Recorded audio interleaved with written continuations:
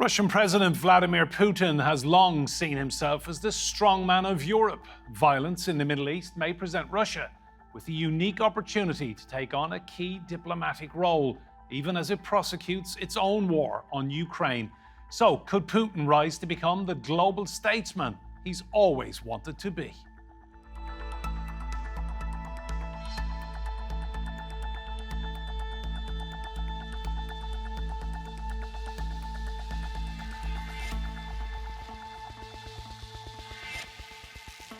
Hello and welcome to Roundtable. I'm Enda Brady. Now, Russia's war with Ukraine is entering its second winter. Is Vladimir Putin hoping the West's support for Ukraine will diminish with its attention diverted further east? Of course, Russia understands that now when focus from Ukraine taking off, and when this focus to the Middle East, and when they try to divide the world in this crisis, Israel Palestine crisis. And of course, Russia is very happy with this war. After a year and a half, President Zelensky knows his adversary. The first weekend in November, Russia dropped 87 aerial bombs on the Kherson region, the most ever in a 24-hour period. 18 months ago, this would have been headline news, but not now. The war in Gaza is dominating coverage in media and online, and Vladimir Putin is spinning the war message to further his own political narrative. Behind the tragedy of the Palestinians and behind the massacre in the Middle East in general, behind the conflict in Ukraine, behind many other conflicts in the world, in Afghanistan, Iraq, Syria and so on, are the ruling elites of the United States and their satellites. In the midst of the chaos is the potential for Russia to re-emerge as a global player. Moscow is also becoming an international meeting place, including for Hamas. I also can say and confirm that representatives of the Palestinian group in question are visiting Moscow. In the same news conference, Zakharova confirmed a meeting had taken place between the Russian and Iranian deputy foreign ministers. At the end of 2022, Iran sold hundreds of attack drones to Russia as its munitions were drying up, in a clear sign relations between the two nations are thawing.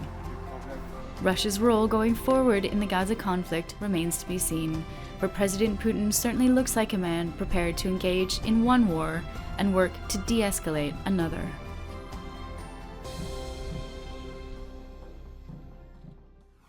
Well, let's meet our guests to discuss how Russia is placed in this current conflict. In Surrey, in the UK, is Martin Smith. He's a senior lecturer in defence and international affairs at the Royal Military Academy in Sandhurst. In London is Natalie Sabanadze, Georgia's former ambassador to Belgium, Luxembourg and the EU.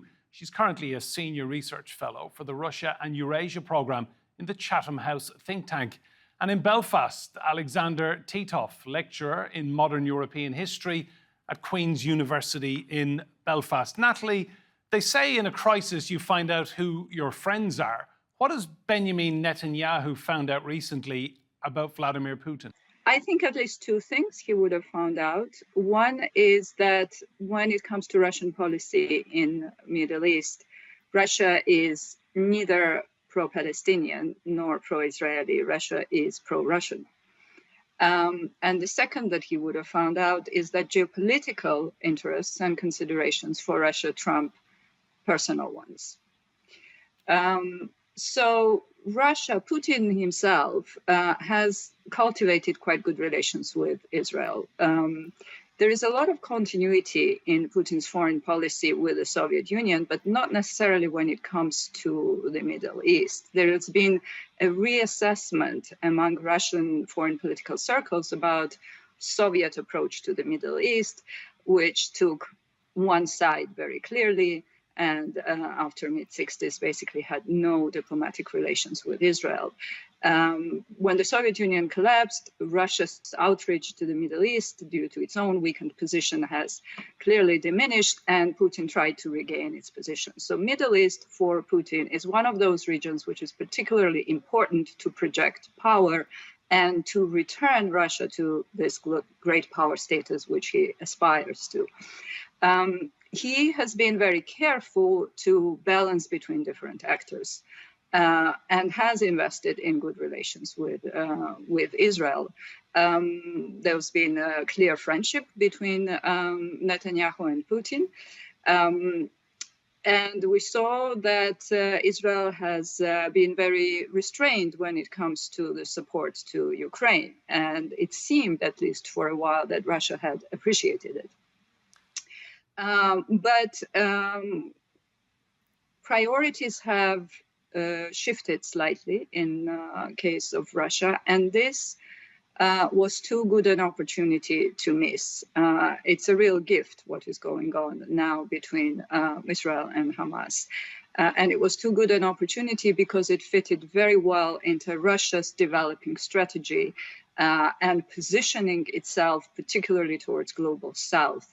Russia has decided that, it sort of shifted its narrative on the war in Ukraine from fighting Nazis in Ukraine to fighting a global war for global justice.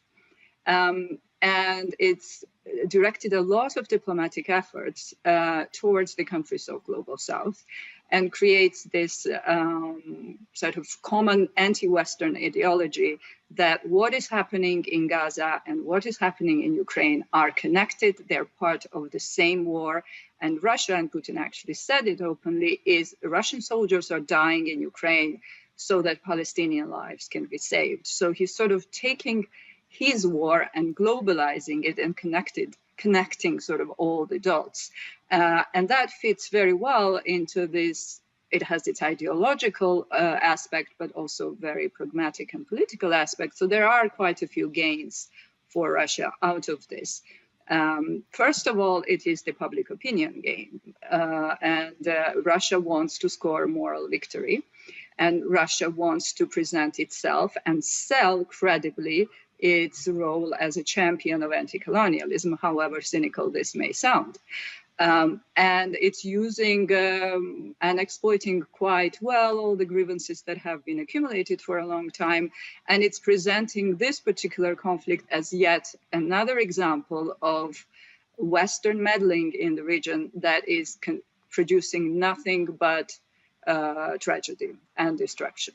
Alexander, is that a good reading of the situation, that the continuity in Russian foreign policy, the one common thread is it's all about what's in it for Russia?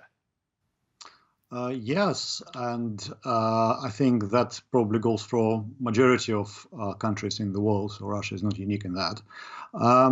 What I would say is that given all the complex relations and Israel's close involvement with United States and Russia's increasingly close relations with Iran and its support for Assad in Syria, it's actually quite amazing fact that they still have a good relations with Israel. So obviously both sides, not just Russia, but also Israel, see it as to their advantage to have working relations between Moscow and Tel Aviv. And and that's been one of the more remarkable things that despite increasing tensions between the West and Russia and close alignment between Israel and United States, are both still actually on very good terms. So yeah, they've done well. I think it's not just Moscow; it's also Israel. They see that it's to their advantage not to burn bridges with Moscow too. Martin, Netanyahu once referred to Vladimir Putin as my dear friend, yet it took 9 days after the Hamas attack of October the 7th for Putin to pick up the phone and call him. What do you think is going on here? I think it's a demonstration that, and just following on from my two colleagues have said, that Russia and Israel are partners of convenience. For as long as they both judge that they have important interests and stakes tied up in maintaining a working relationship, then they will do so. But it doesn't go beyond that they are not allies. They don't have a more deep-seated and profound and durable relationship. So the interests which at the moment bind Russia and Israel most closely together have to do with Syria. And I think there's an important point, and Natalie is quite right to point to the importance of a Russian presence in the Middle East as being one key component underpinning its claims to be a global great power and not just a regional power. And Russia is not just a bystander. Russia, of course, has and has had for the last 9 years now a significant military presence in Syria. In the context of the complex situation spawned there by the civil war, and one of the reasons why that many analysts have put forward as to why Israel has resisted a number of pleas from President Zelensky to offer to donate military support and material and equipment to Ukraine is the argument that Israel views it as being its interest to keep Russia on side in Syria so that it can pursue its own interest there. And there have been a number of occasions recently, for example, where reportedly Israel has carried out airstrikes against alleged military facilities and airfields directed at ensuring that neither Iran nor Hezbollah is actually tempted to possibly open a second front of hostilities on the Israeli-Syrian border. And analysts have suggested, I think quite rightly, that Israel could not have conducted those operations without Russian acquiescence, because to all intents and purposes, the skies above Syria are not controlled by the Assad government. It's not strong enough and doesn't have the assets. The skies above Syria are controlled effectively by the Russian Air Force. So both sides, there's no, I suspect that there's no love lost politically, diplomatically or personally between Mr. Netanyahu and Mr. Putin, but they realize that they have common interests bound up in maintaining a workable, if tactical and expedient relationship. So I would see the relationship between Russia and Israel in those terms. It doesn't mean that it's not important. It doesn't mean that it can't last. But I would be careful about overemphasizing either any sense of strategic partnership or the importance of good personal relationships in this. It's a relationship of convenience fundamentally, as far as I can see, and that's how it's perceived on both sides. Natalie, what do you think is Putin's game plan in all of this? What does he want? Well, I think he definitely wants to gain benefit out of this. And to a degree, his policies have been quite successful. Well, first of all, this war diverts attention from Ukraine and gives the respite to Putin. In this competition for public opinion, Ukraine has moved and lost, the headlines, so to say. And it is very important for Ukraine because we know that Ukraine cannot win this war without Western support, and Western support also including moral support when it comes to support of the public opinion. So that's a big advantage. It also comes with the military support and shifting priorities, particularly from the United States. So Russia hopes that there will be less ammunition and less military support for Ukraine. We have to see and understand that I believe that primary goal here, strategic objective for Russia is, of course, Ukraine, and it's trying to take advantage of the situation in the Middle East to reap benefits. Another, and that one that I mentioned is, of course, diplomatic gains. Presenting West has tried to isolate Russia, and Russia is breaking out of this isolation by building bridges and building alignments. I wouldn't go as far as to say alliances, perhaps, but with countries of the global south, and it's playing very carefully in the Middle East as well. I would say, while I broadly agree with my colleagues on the description of the sort of mutually advantageous transactional relationship between Russia and Israel, it seems to me that now, in the context of this war in Ukraine, Russia has decided to shift slightly and take sides and sees greater advantage in, at least publicly, supporting Palestinian cause, and it's on that point, putting Natalie, various proposals. tell me, is there a fear for Putin that if he leans too far in support of the Palestinians, that Israel will turn around and start sending arms that it doesn't need to Ukraine? Yes, of course. So I think Putin's going to be careful, but they're making the calculation what is more important right now and where there is a bigger gain. And I think in this fight for the support of basically the entire world against the West, Russia has decided that it needs to play that card strongly and also present itself as a broker, as somebody that could go back to good ties with Israel and say, well, I want to restore peace here, bring me to the negotiating table. And that's part of the strategy of getting Russia back to its status in the Middle East, the region where United States has been very long involved. And another big part of the Russian strategy is, of course, sort of fighting American hegemony and building alliances around that. And relationship with Iran is that common ground that they have something to base on their partnership. Alexander, I want to talk about Iran. How important is Russia's relationship with the Iranians when it comes to Russia's stance on Gaza?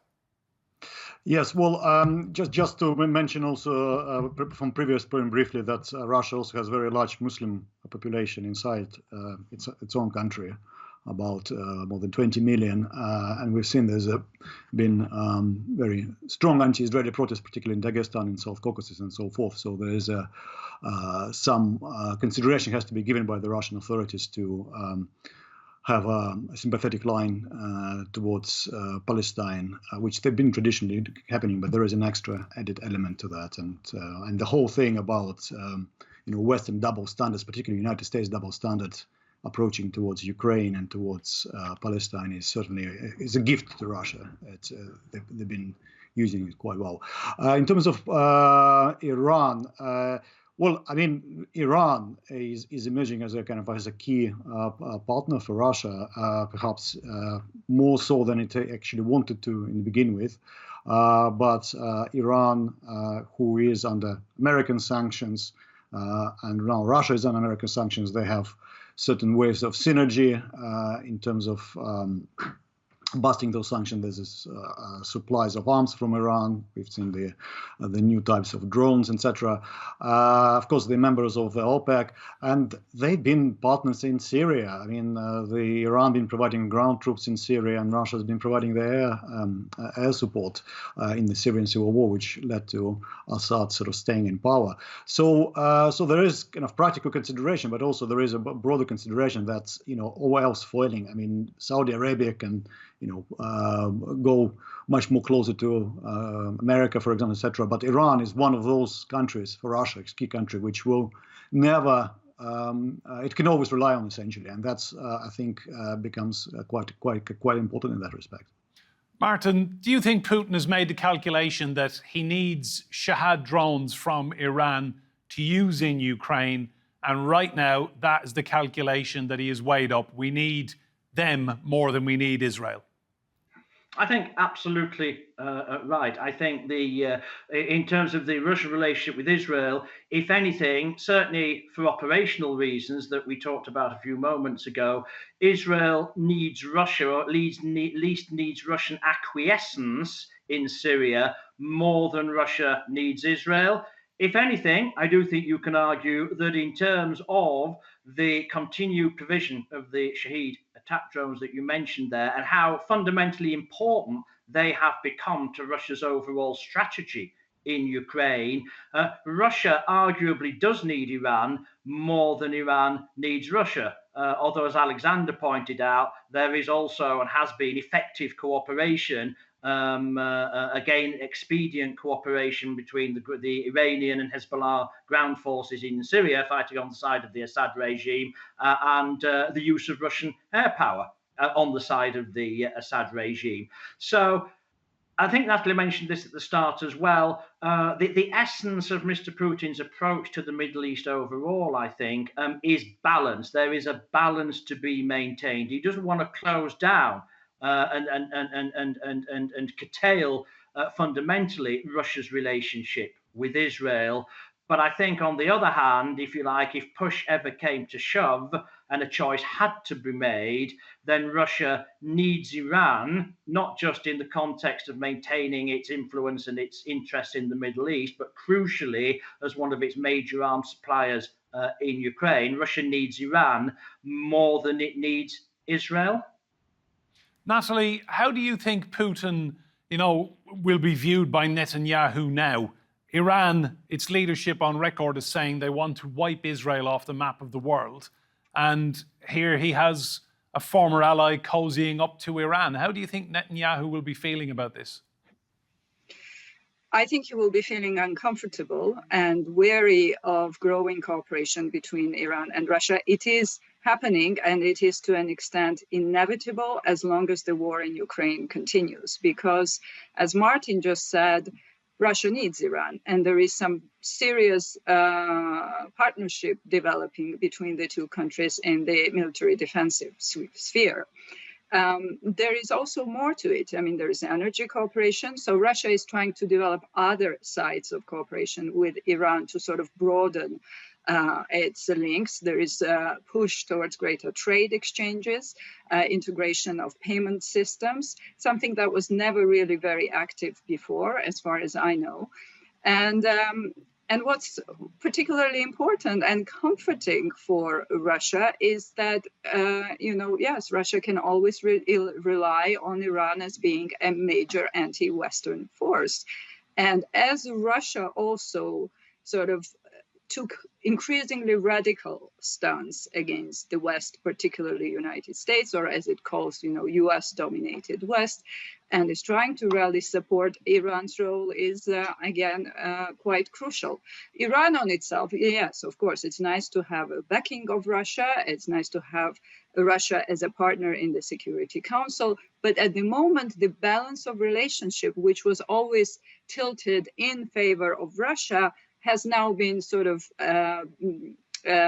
changed slowly, and it's less. Now you can see that the need of Russia from Iran is higher. So, for Israel, this is a matter of concern.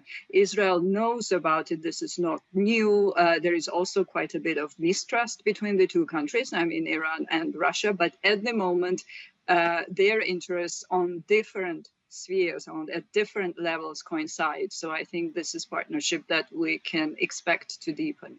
Martin, tell me, if this conflict widens and goes on an even bigger, more devastating scale in the Middle East, that will send prices of oil and gas rocketing.